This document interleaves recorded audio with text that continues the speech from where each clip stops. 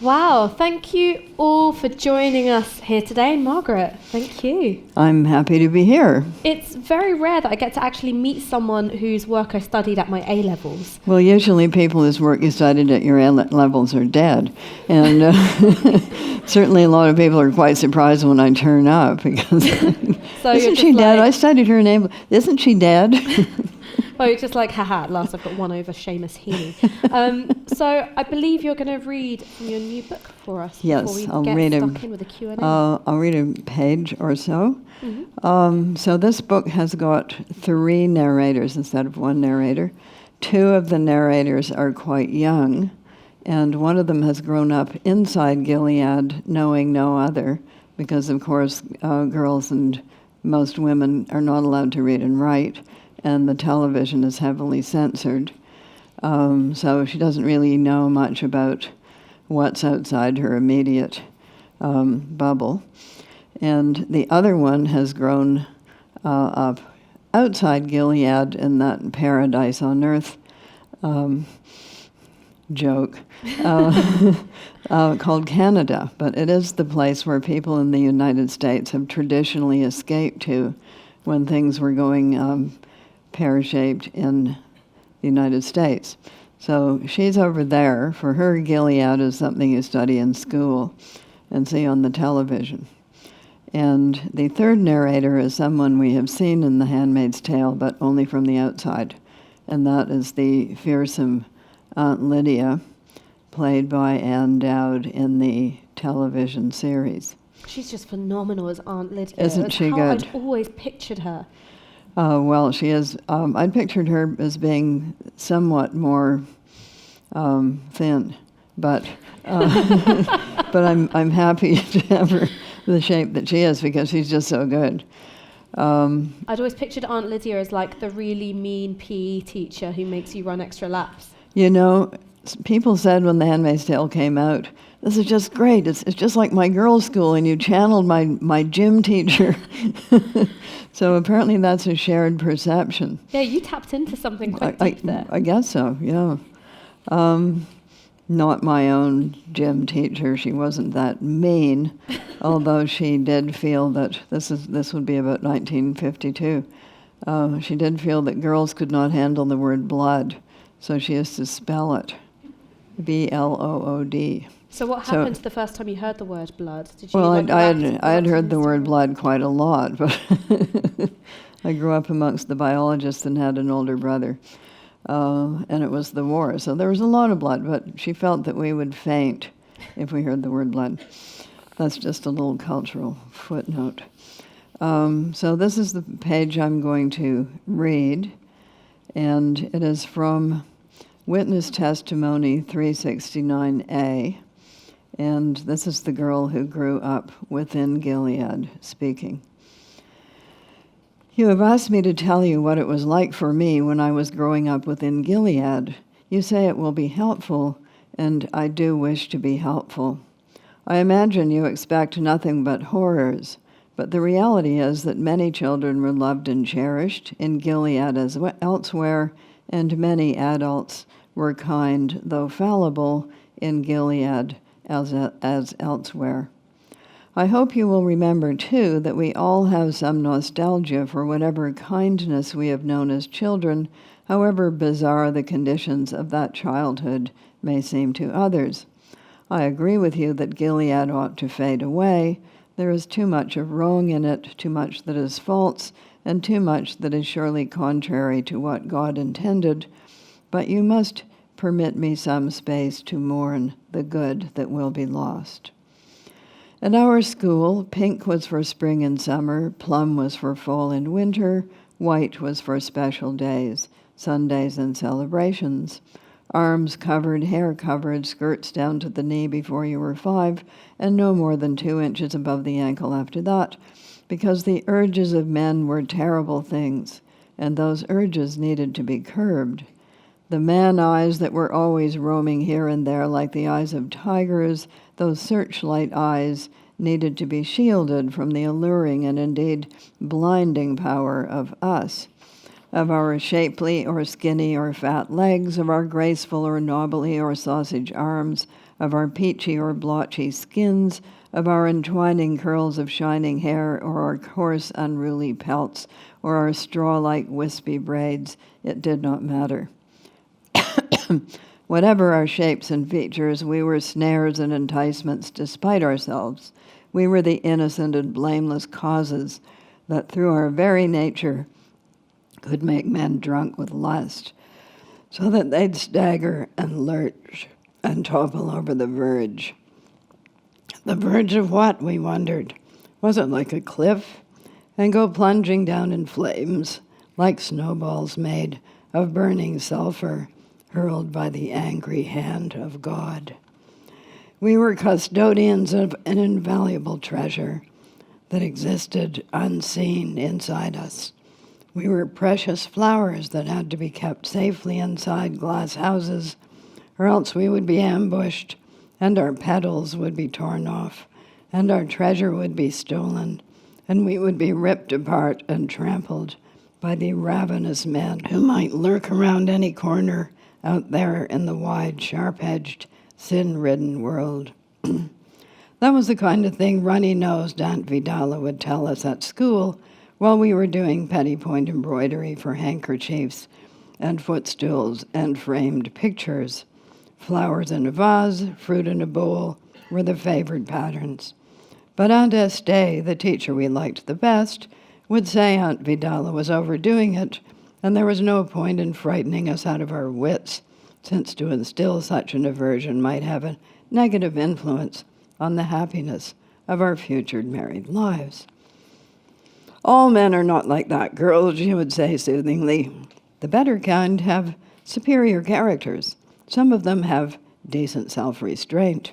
And once you are married, it will seem quite different to you and not very fearsome at all. Not that she would know anything about it, since the aunts were not married. They were not allowed to be.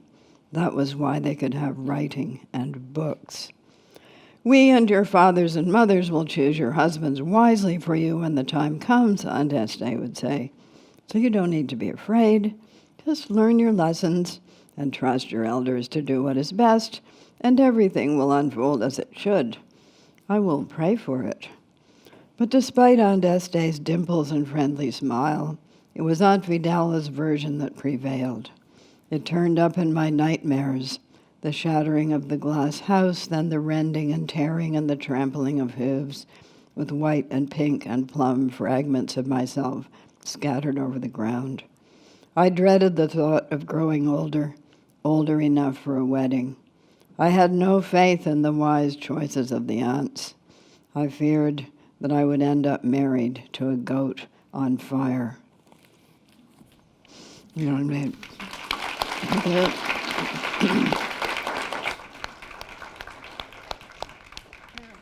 Now, first question. Yeah, young people overthrowing an unjust regime. How do they do it? Okay, young people, so I don't put anything into books that has, that I don't pick from real life, usually many examples. And young people were very active in the resistance during World War II. As well as other resistances, and I think there are a couple of reasons for that. Number one, they don't have children. Number two, they are often quite idealistic, and number three, they're up for physical risk taking. So I'm old enough to have actually known people who were in the French, the Polish, and the Dutch resistance, and they were under 20 when they did those things, quite amazingly. So that's one reason that they're young. We're seeing a mass movement today of young people, and that would be the Extinction Rebellion. And they're actually moving the political needle because they're numerous enough so that politicians who can count realize that these people will soon be voting. And if they continue on saying that there is no climate crisis, those young people will not vote for them. So even young Republicans in the United States are saying we need to pay attention to this. So that's why it's young people. How do they do it? That depends on how totalitarian a totalitarian regime is. In a country like this one, where they don't actually shoot masses of people having protests, you can have a public, visible protest. You can have lots of people on the street.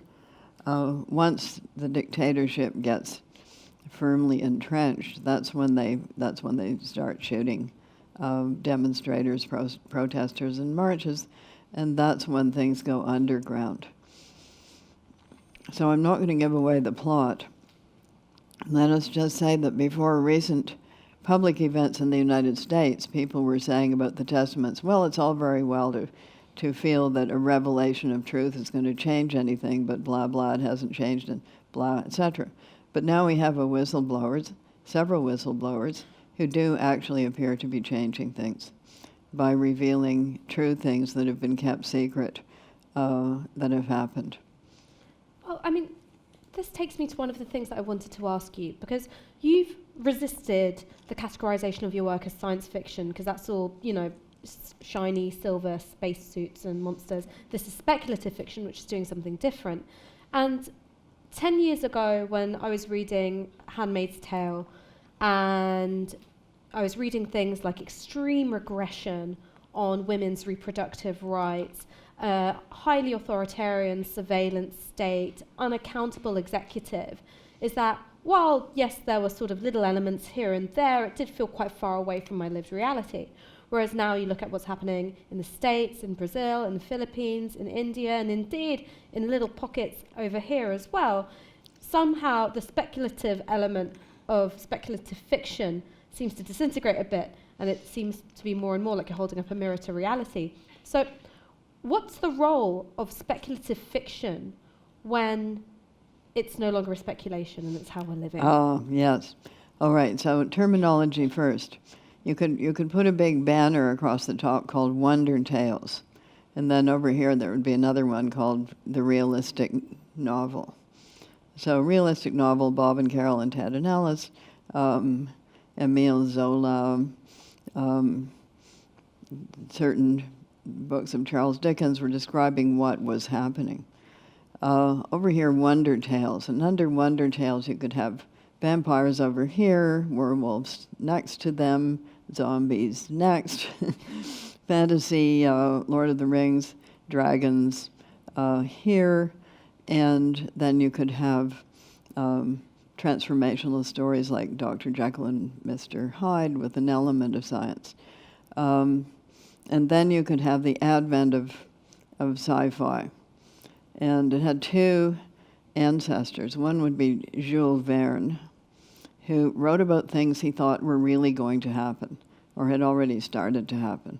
So submarines, air travel, things like that. And then along comes H.G. Wells, War of the Worlds, The Time Traveler, things that were not happening and really were very hard to imagine happening. So Martians come to Earth in giant tin cans and eat people. Time travel, you can go to the future and report back on it. And Jules Verne said, "Mais il invente," but he's making things up, which he thought was a violation of what he himself, Jules Verne, was doing. So H.G. Wells' descendants went to different planets, saw alien life forms, time traveled, did all of those things. Jules Verne's descendants are Brave New World by Aldous Huxley, 1984 by George Orwell, and Fahrenheit 451 by Ray Bradbury, and that is the lineage in which The Handmaid's Tale is. So no matter what you call it, these are two different kinds of book. And I like the other kind. I would like to be able to do dragons and alien life forms. I'm just not good at it. So stick to what you're good at. I would really mess it up. And best dragons are Ursula K. Le Guin's, in case you're looking. So that's where we are. So what happens when what you have written about seems more real? It was always real, because I was taking the details from the past, the present at that time, and looking at technologies that we had just begun to have, and looking at the possibilities for them, which are, of course, now with us. So it wasn't that it wasn't real then. It was that people in certain places in the world thought it wasn't real and were saying things like, it could never happen here. The reason I set the book in Cambridge, Massachusetts, is because the United States began not as the Declaration of Independence and the Bill of Rights. It began as a Puritan theocracy in the 17th century, and that foundation has never gone away. It's always been there, either more visible or less visible, but it's always been there. So it's my theory that cultures build on foundations that are there already, like Mayan temples. They would build a temple, then they would build a bigger temple over the top of that one. They wouldn't tear the first one down. And then they'd build an even bigger one over top of that. So that if you want to go back through time, you go down through the layers. I mean, so that's something which is not one of the questions I have written down, but it's something which I'm quite interested in, because for me, when I think about the history of America, I think about the foundational moment, really, being the institution of chattel slavery. Right? I think of that as the beginning of America, and there are so many parallels. That already existed. But in this, I think the specific form of the transatlantic slave trade and the idea that race is a legal status and not just a sort of hodgepodge of language and appearance, I think that's quite new. And lots of the things that happened under chattel slavery feature in the Handmaid's Tale. So yes, you're thinking of, but not only in the Handmaid's Tale. No, not only in the Handmaid's No, so this goes, again, way back. What was new in the United States was they had a huge amount of fertile arable land on which they could grow cotton. And as you know, there was a triangle, so who was making the cotton into cloth? That would have been England. Mm-hmm. One of the things that the American Revolution was fought for was the right to make their own cloth out of their own cotton. So all of these things are certainly connected. There's a very interesting book called Art and Energy by a man called Barry Lord, which says that cultures are always built on the primary energy source of that culture. And he gives an example, oil, which, coal, which created a culture of production, giving us Marx, the Chartism, and all of those Industrial Revolution novels, and the theory that if you seize the means of production, you could achieve an egalitarian society. But then along comes oil, which is a lot cheaper to produce, doesn't involve a lot of workers. It produces a culture of consumption. Because here's all this cheap stuff, but you have to buy it to keep the wheels turning around. And right now, says he, we're transitioning from that into a period of renewables, which is creating a culture of stewardship. Things are limited, we have to take care of them, you've heard this. But before that, he goes into the culture of slavery, which was widely practiced in the Mediterranean for thousands of years. In fact, it was the main source of energy. So in the middle of an energy source, people go moan about what's wrong with it, but they never say, let's get rid of it. So everyone said, wouldn't it be horrible to be a slave? But nobody said, let's abolish slavery.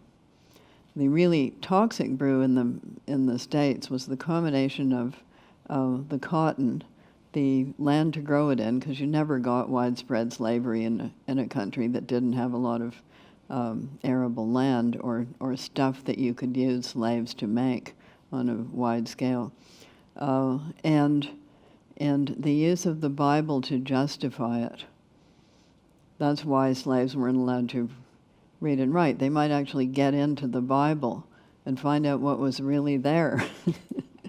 Similarly in the Handmaid's Tale, but that is not the only culture in which reading and writing were verboten to certain groups of people. Well, one of the things that's really interesting on this theme of the relationship between how society is organised and its energy sources is in Handmaid's Tale and also the Testaments, you have this connection between the destruction of the environment and then this authoritarian political order, which says that in order to effectively steward that environment and to have it be productive, you have to have this incredibly regressive patriarchal political system. Wait for it. Wait for it. Someone's going to try that. Not to scare the pants off you, but somewhere somebody is going to say something like that. And you have seen some instances of that in Africa where people say, well, we have to kick all the people off of this land and make this a game park. That is now being reversed with the idea that people who actually live there can be better stewards of wildlife and the land than other people dictating from without. And one group that I work with is having spectacular results. They got people to take down the fences, let wildlife roam where it wished to, vote with its feet, and they are seeing a big uptick in increase in animals, wild animals, the very kinds of animals the game parks were supposed to help preserve.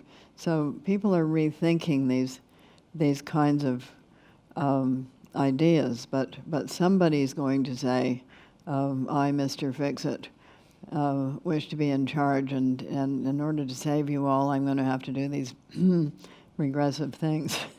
I mean, if you went on a book tour right now, would you be in jail with the rest of Extinction Rebellion? I think they'd probably say old people to the sidelines because you're not fast enough to run away fast. There's lots of older people in Are Extinction they? Rebellion. Yeah, no, they have the old folk front and centre gluing themselves to the trains and stuff. Are they as old as me? Older. I don't believe that. You're 100%. Nobody's older It's all right. Next time that there's a shutdown in West London, me and you, we're heading down there. I'm going to get a D-lock and, put you onto a bus or something. I think I should do that in my own country. Oh, maybe. I mean, you've got, I think, enough ecologically ruinous projects in Canada. Oh, we do. We actually do. It was very encouraging to see a huge, ginormous demonstration in Edmonton, Alberta, which is right in the middle of oil country. So that is a message. I mean, going back to the Testaments a bit, one of the characters, as you mentioned, Aunt Lydia, is someone who we get to know intimately from her perspective this time. We become aware of what her motivations are, what her ideological values are or aren't. Tell me a bit about that process of getting into her head. And did you surprise yourself ever by finding an affinity where you didn't expect it? Oh, I think this is a person we've seen in history many times, in one form or another. So it's always interested me, how is it that people get into hierarchies of dictatorial regimes? It's either that they're true believers, they actually believe this thing, and they believe that therefore the bad deeds that they are committing are in the service of a higher good. A lot of people like that were old Bolsheviks who then got purged by Stalin because... I was because... going to say the true believers were the first on the chopping block. Well, because they said you're not being true to the true belief. Oh, well, off with your head. This isn't what we meant when we killed all those other people in the aid of the classless society, said they, and that was the end of them. So that can happen when any true believing movement gets taken over by opportunists. So the second motive would be opportunism. This is the winning game. It's the only game in town, and therefore if I want to move up in the world, I will align myself with it and become somebody within that structure. And the third motive is fear. If I don't do this, it'll be me on the chopping block next. And those motives can be combined. You can have two of them, you can have three of them, mix and match. So with Aunt Lydia, it's fear, first and foremost. And she's given a pretty stark choice, this or that. This being work with us, that being you die. So that's how she gets into it in the first place. And then she realizes that within it, there's going to be competition for top slot, which there always is in these regimes. I don't know whether you saw the Death of Stalin, the film. Great film. Yeah, so they're all standing around figuring out which of them, which of them is going to win, and therefore which others are going to lose. So she's certainly aware of that, and she's certainly aware that there are people within her own organization who would like to bring her down. So she has to be aware of that. She has to navigate the world of the men in charge. She knows she will never be a man in charge, so she has influence but no power. How does she get her influence? Just like J. Edgar Hoover and the KGB, she collects dirty secrets on people.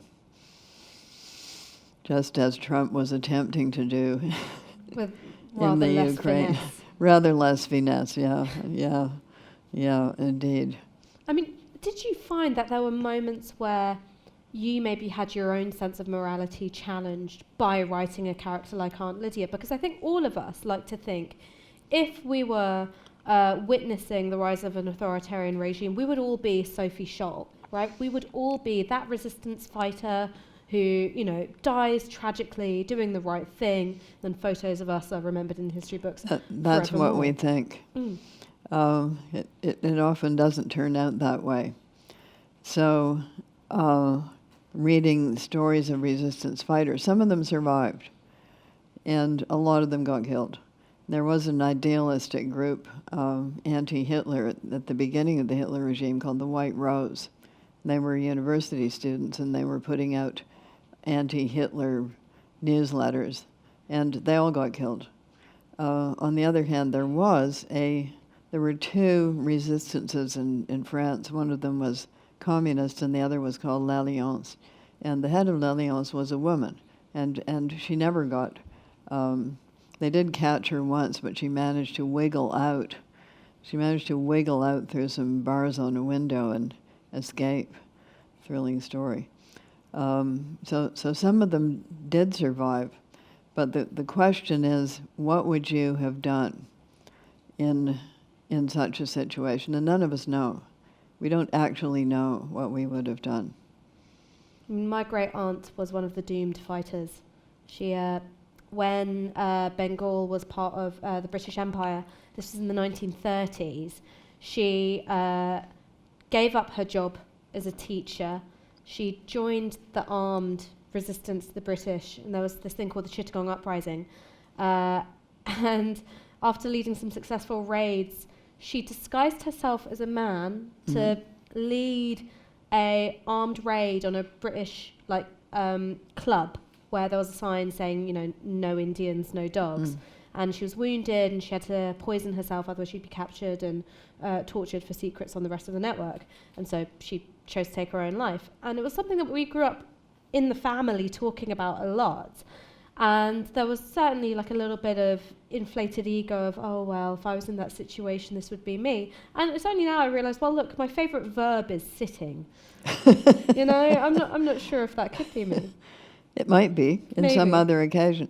There was a famous Protestant pastor near the Swiss border during the war who decided that he and his whole town would rescue Jews. And he talked the whole town into doing it. And it wasn't the religion, because there are other towns like his nearby that didn't do it. But he decided they would all do that, and they all did it.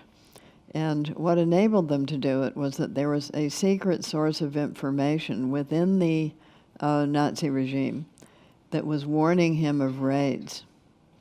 So they would get this warning of a raid, and all the Jews that they'd been hiding and then smuggling over the border into Switzerland, they'd all run off into the woods. So the raid would happen, the place would be searched, nobody there, they would go away, people would come out of the woods. And they never found out who that person was. But there were, in fact, quite a few people like that who were within the regime and were making known information that they had that was helping people like him. There are, in fact, a lot of whistleblowers within the bureaucracy of the United States. We just don't usually hear about them. Until now. Until now. Well, this is a big whistleblowing. Usually they're whistleblowings on the level of somebody took, 1,000 paper clips home from the office. They shouldn't have done that. So it is part of human nature. We know a lot of bad parts about human nature, and as I say about atrocities, it's not done by the squirrels. It's people doing it to other people. So we know that people can do bad things, but we also ought to be aware of the fact that people can do good things. I mean, that sounds dangerously like a reason to be cheerful. So, I mean, just to bring it down a peg or two, The Handmaid's Tale in particular has become this huge global sensation, in particular since it was televised. And I think in part that's because there was so much rich visual imagery to work with, your use of colour, your use of shapes, something which translates very, very well onto the screen. The flip side of it is that then you have people like Kylie Jenner throwing a Handmaid's Tale birthday party. I didn't do it. I did not do it. Well, how do you react to that when perhaps the politics of what you've created gets sidelined in favour of the aesthetics? Well, I don't think Kylie Jenner's birthday party has sidelined The Handmaid's Tale. I think it's one of the. I have a little collection of them. They're cultural artifacts that come out of it, but they don't negate it. So, in fact, I have a collection of little crocheted hens done by a woman in Dallas, and the first one is called The Handmaid's Tale, and it has a little outfit on. And the second one is called The Testa Hens. And then there's a third one in an Aunt Lydia costume. They're only about this big, called Aunt Handmaids. So I also have a beautiful piece of pettipoint embroidery, and it's got little pink bunnies across the top. It's got little yellow duckies across the bottom, all beautifully stitched. And in the middle, it's got F***CK Aunt Lydia, beautifully stitched. So these things appear. I have Handmaid's Tale cupcake recipes. I have. How do you have a Gilead cupcake? A Handmaid's Tale cupcake. Is the secret ingredient like estrogen? You use the red velvet cake recipe. Ah. Okay, and for the top you use cream cheese heads, and to make the hats you get one of those muffin liners, and you fold it in two and curve it like that. That Put makes it on so top. much more sense than what I said. So much more sense. I think it's now time for the Q&A portion. So I know that we've got these green cards. Who would like to be brave and ask the first question? I'm literally just going to pick out the first person I see. There is no rhyme or reason. Okay, so we have got right there in the front row. What made you write the sequel to The Handmaid's Tale after all this time? Why write the sequel to The Handmaid's Tale? Okay. For years and years and years, people were asking me to write a sequel, and I always said no, because I thought that what they meant, and in fact what they did mean and what I thought, was that it would be a continuation of the story in the same voice. And I could not have done that. I couldn't have recreated that voice. So for the same reason I know that I can't write dragons, I knew I could not do that. But then politics changed. In the 90s, it was mostly let's go shopping because the Cold War was over. We were told it was the end of history. Everything was now just going to be the global world order forevermore. Things were just going to get when you write an essay better the end of and X, better. Yeah, X makes exactly. a comeback. That's true. Yes. A lot of vampire movies end with the ashes sort of reassembling. So that's what people thought, and they took their eyes off the larger chessboard in which the pieces were now moving around. And the fact that there was no longer a Cold War meant that the United States no longer had to present itself as a vision of liberal democracy, freedom, openness, equality, and all of those wonderful things, and it could allow some of its undercurrent to bubble up, which it bubbled. And then we had 9/11. People got scared. When people get scared, it makes them more conservative. They want Mr. Fix-It to come in and fix it. And then we had the financial meltdown. A lot of people lost their jobs. They got even angrier and more scared and more conservative. There was a little interregnum because Obama knew how to use social media earlier than the Republicans did. But they've now figured it out, unfortunately. And now we are where we are. We have this administration in the States. You could kind of see it coming. So that's when I started writing the Handmaid's Tale before the election. But when that election happened, everybody in the show woke up and said, we're in a different show. Not that the show had changed, the frame had changed. It would be seen differently.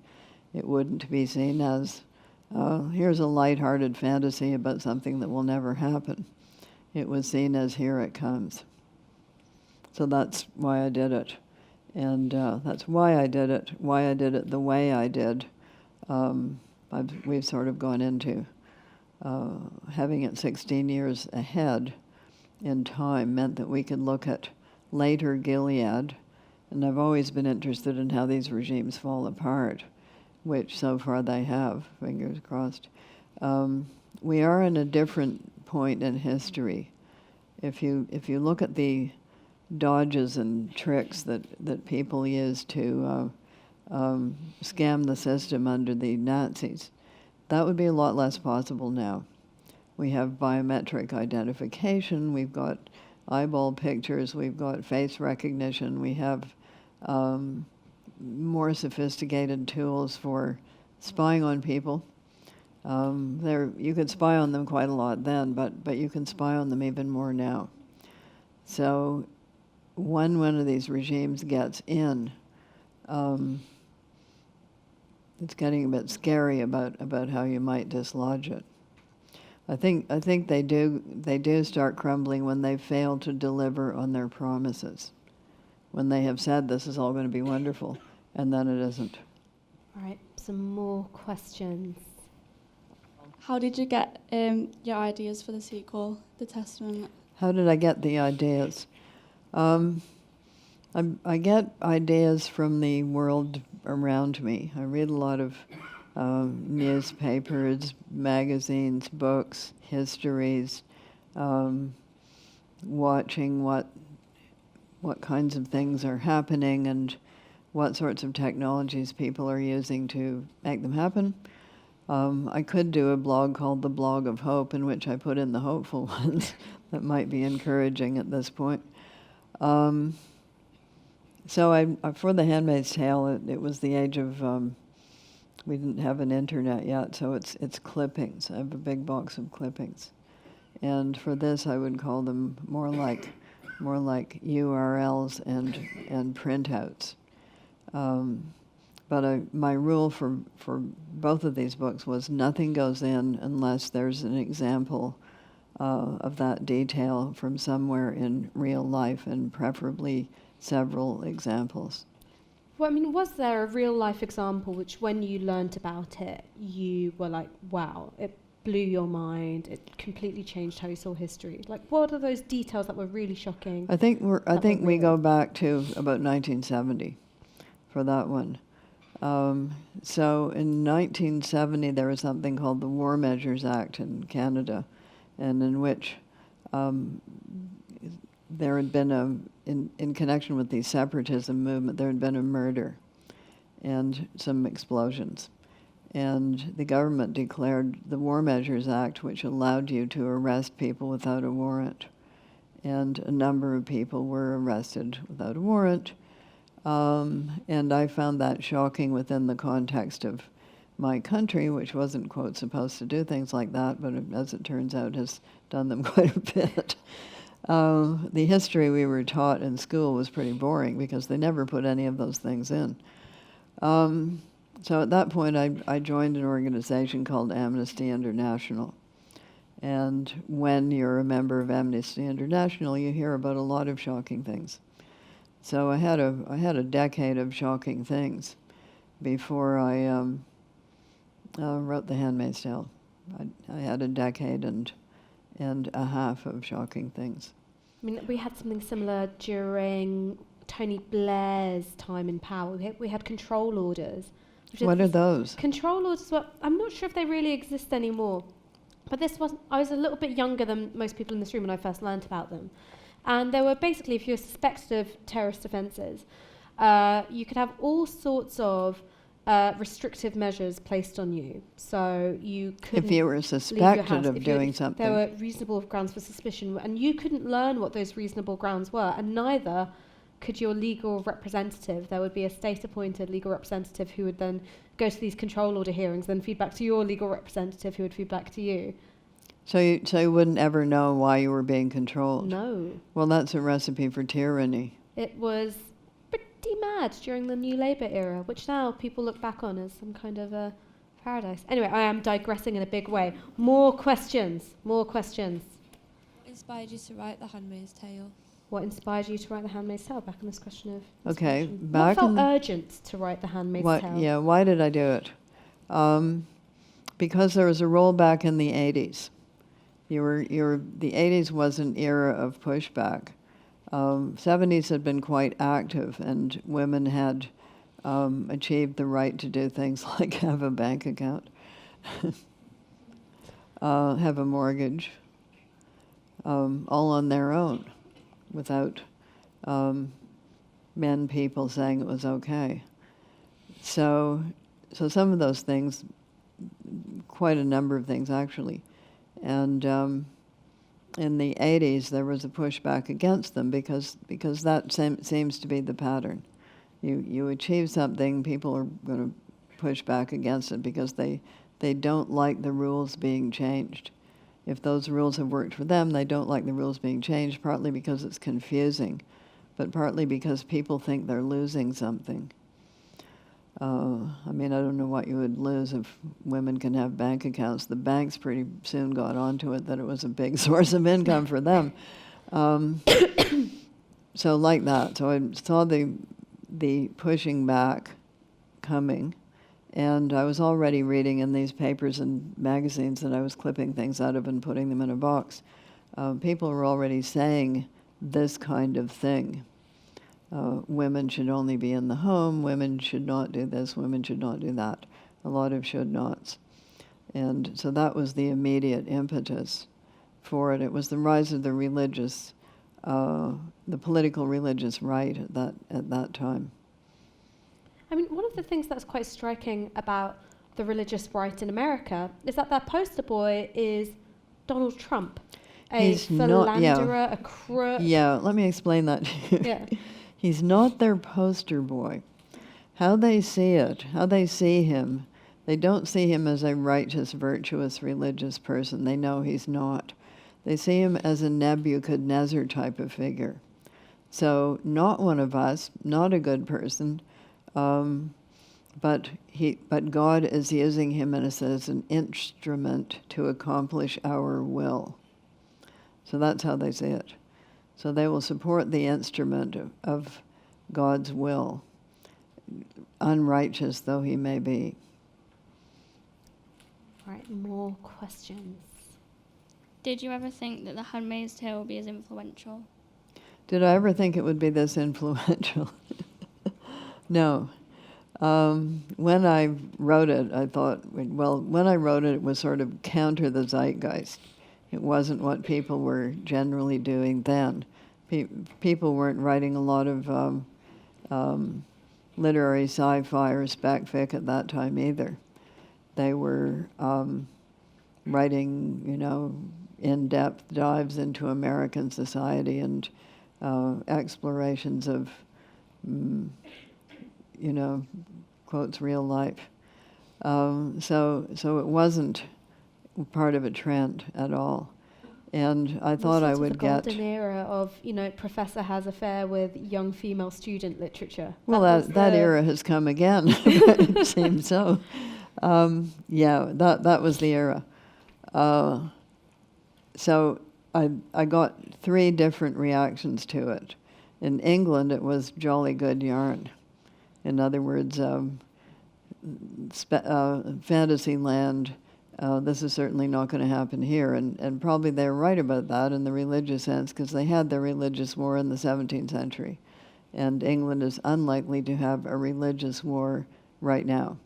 Wars of other kinds, but not that one. Canada, in their nervous way, in their anxious way, they're always pretty anxious, said, could it happen here?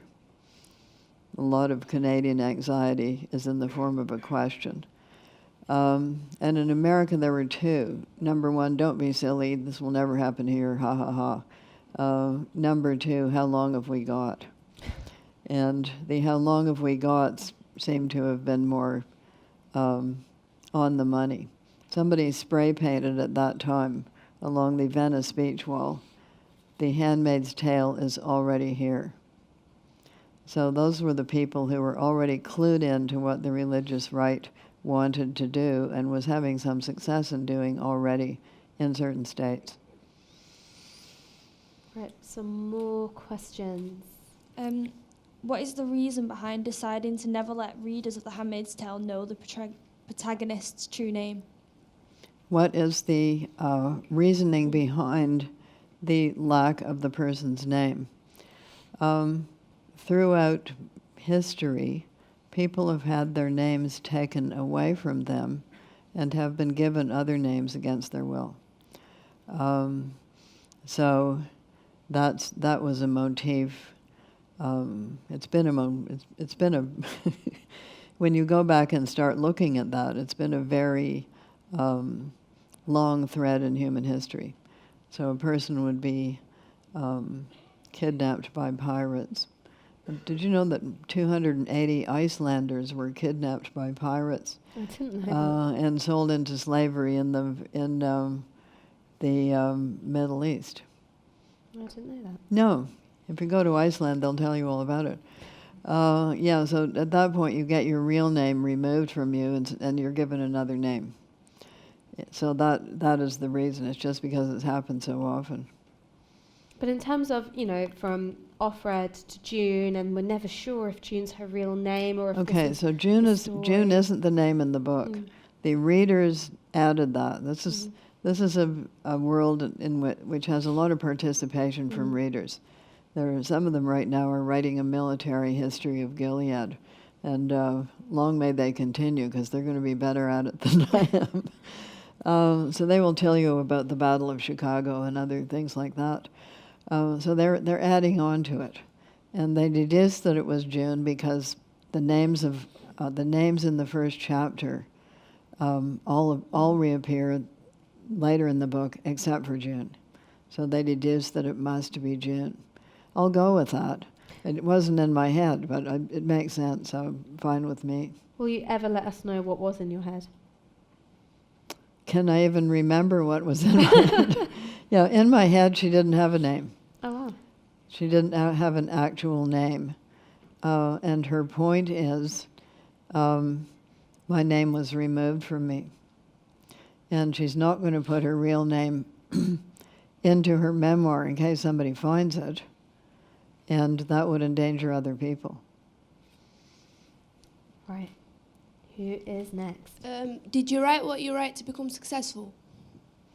Did you write what you write to become successful? I mean, I'm always interested in this, is that when you're writing a book and it's that, really intimate process of working with a text, do you even dare to have hopes for it in the outside world? No, I don't, but when I started writing, it was in Canada in the 50s, and nobody was a successful writer in Canada in the 50s. It was a recent ex-colony. There had been a nascent writing community in the 20s and 30s. That got destroyed by the war. 50s was a very male period of writing. It was very American-dominated. It was dominated also by the fact that the paperback industry had just sprung up, and Canada did not have a paperback industry. So you might publish a book in hardback, and then it would just disappear because it would not be available in paperback. So all of these were cultural factors that meant that writers of my generation in Canada did not expect to become successful. We didn't have a model for doing that. And it meant that one of the things we did was form our own publishing companies. The 60s was a decade in which a number of new publishing companies sprang up. And it was also the decade when the book tour was invented in Canada. Why? Because Canada's really big. And in those days, you couldn't get publicity for anything unless you were in the city. So this one publisher called Jack McClellan invented the book tour. He would start in Halifax, and then he would go across the country, and that became the thing towards the end of the 60s and into the 70s. So we just didn't have a model of being a successful Canadian writer. You could be a successful dead English writer. We studied those in school. You could even become a successful dead female English writer. But we didn't have a model of being a successful living Canadian writer. There are lots of them in America. So our models were, of being successful were people like Hemingway and Faulkner, and to some extent, if you got classy enough, Virginia Woolf, and but even Eudora Welty wasn't even known much at that time, and Edith Wharton was I didn't discover her until really quite a lot later. Do you think that it does something different to your work when you're not writing with the expectation that it's going to reach a mass audience? In a way, does it give you more room to experiment and to find your voice rather than having the demands of the market? Yeah, I think people who have never published anything are totally free because they have no expectations whatsoever, really. They have no expectations coming onto them from other people. I've always been a bit impervious to other people's expectations. I think partly because I grew up in a pretty isolated way.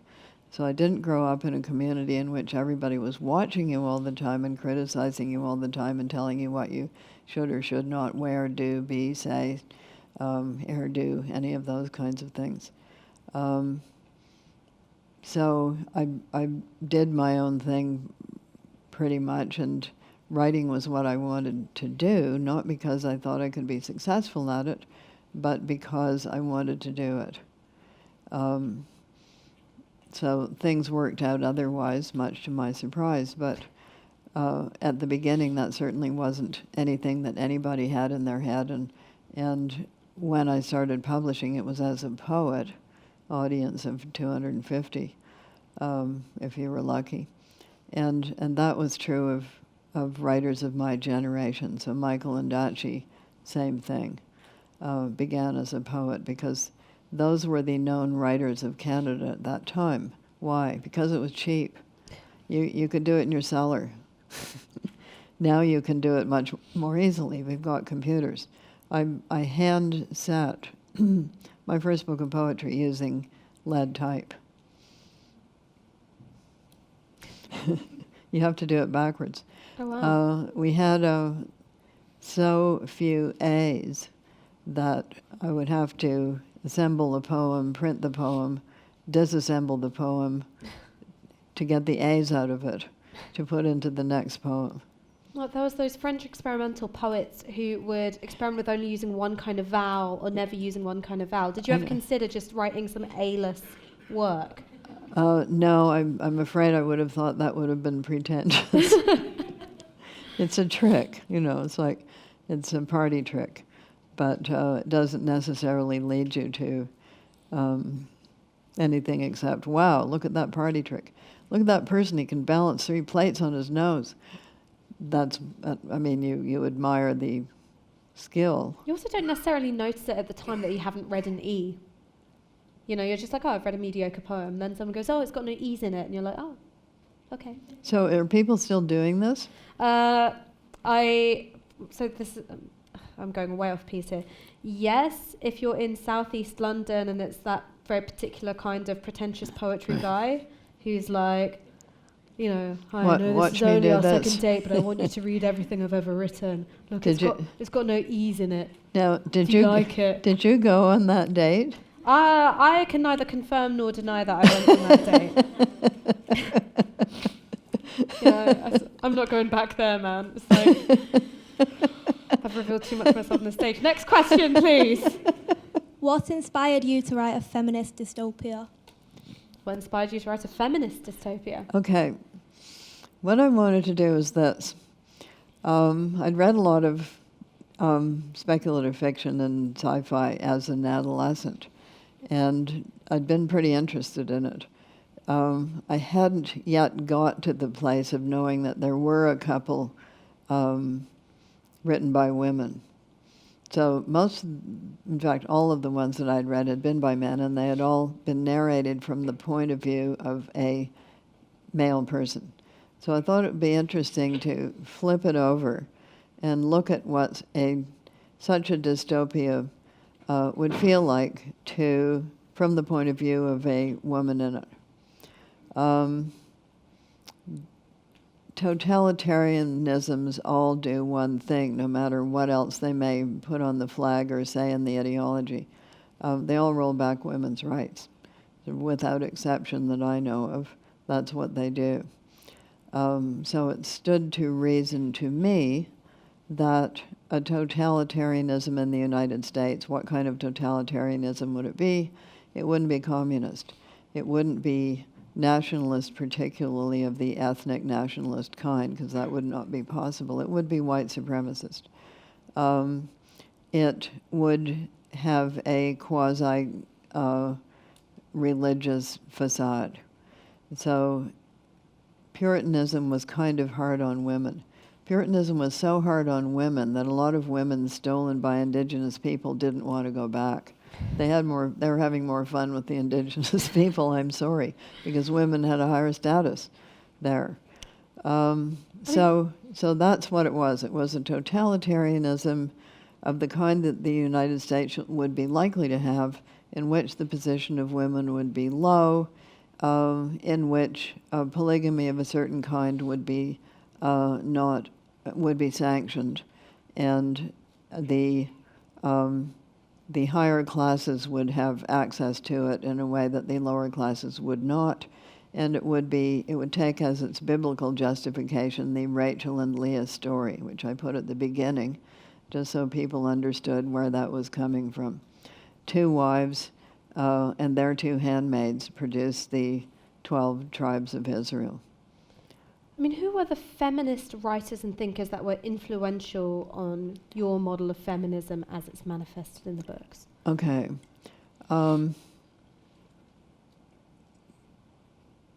I think I should do a shelfie. Mm-hmm. All right. Absolutely, you should do a shelfie. Do a shelfie, but it would be quite a long shelfie because I've been collecting this stuff since about 1970.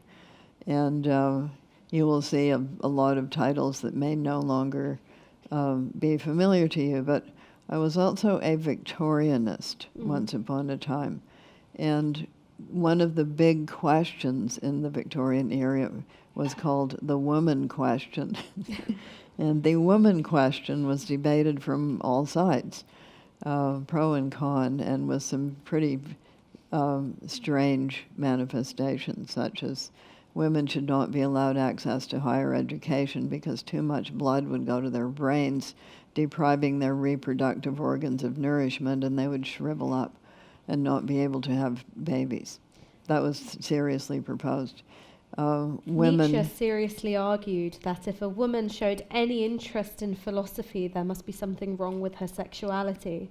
To which the obvious response is, Nietzsche, maybe that's just your philosophy. Yeah. Yes, there is him. So women were not allowed into traditional art schools because they might see a naked woman. As if they would never have seen them before. Evidently Just look not. down.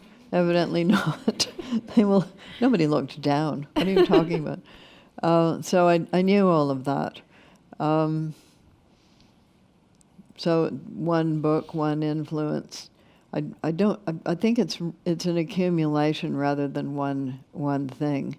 And as I say, it's also just listening to people, to what people were saying they would like to do if they could do it, and the reasons why they were saying this would be a good thing. Phyllis Schlafly defeated the Equal Rights Amendment because she thought it would deprive women of prerogatives and exceptions. Well, I think that's... Bathrooms always feature in these things. So one of her big scare tactics was that women would have to pee standing up if the Equal Rights Amendment went through. I mean, I've then got to ask you, with this whole anti-trans backlash, and there's lots of feminists who are part of it. Yeah, I can't get my bathrooms. head around that yet. I'm trying very hard to understand what they are saying. I think I've spent quite a lot of my life trying to understand what people are saying. Yeah, I don't... Why are they so upset about this? Also, people talk about bathrooms as if cubicles aren't in them, as if everyone's just watching and observing each other pee all the time, which I'm like, what bathrooms have you been in? Yeah, there's that. I think there's something sort of very fundamentally archaic and scary about an unwanted being in your bathroom. It's like a snake came up through the toilet or something like that. Don't you think bathrooms are inherently scary to certain kinds of people? I think that it's a way of controlling how marginalised people use space, and this is also, the way in which bathrooms were segregated on the basis of race, is that it meant where people of colour could go or not go, depending whether there was a bathroom for them. And I think when you introduce the question of trans people in bathrooms, it then becomes a way of controlling trans people's access to public space. Yeah, for sure. Do you see what I mean? And I think that's the unspoken But why do they want to conversation. do that? To control trans people's access to why space. do they want to do that? I think that there are so this is my pet theory, is that the feminist movement has always been broad and lots of aspects to it. Some people have been very interested in the idea of a collective uplift, and injury to one is an injury to all. And others have wanted to be able to have the freedom to punch down as much as they see men do. And I think when you see trans people enter the equation, they become a useful, whipping target. And it's a way of... Why are they useful?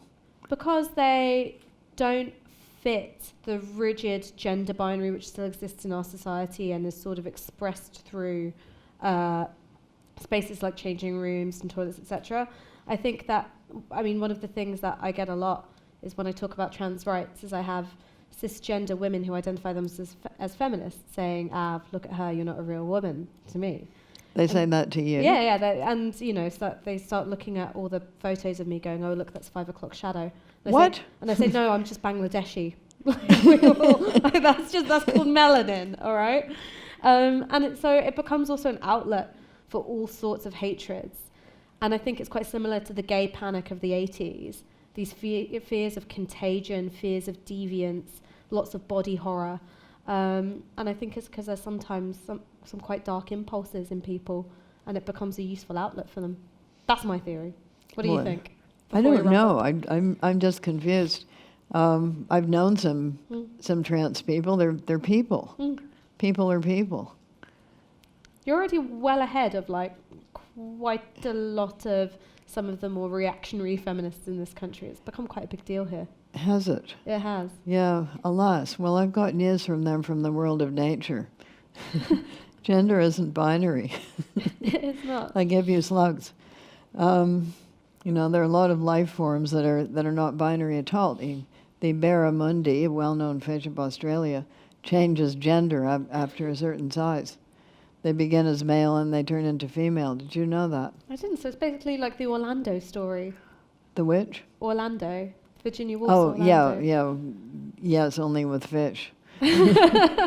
I would read that remake of Orlando with fish.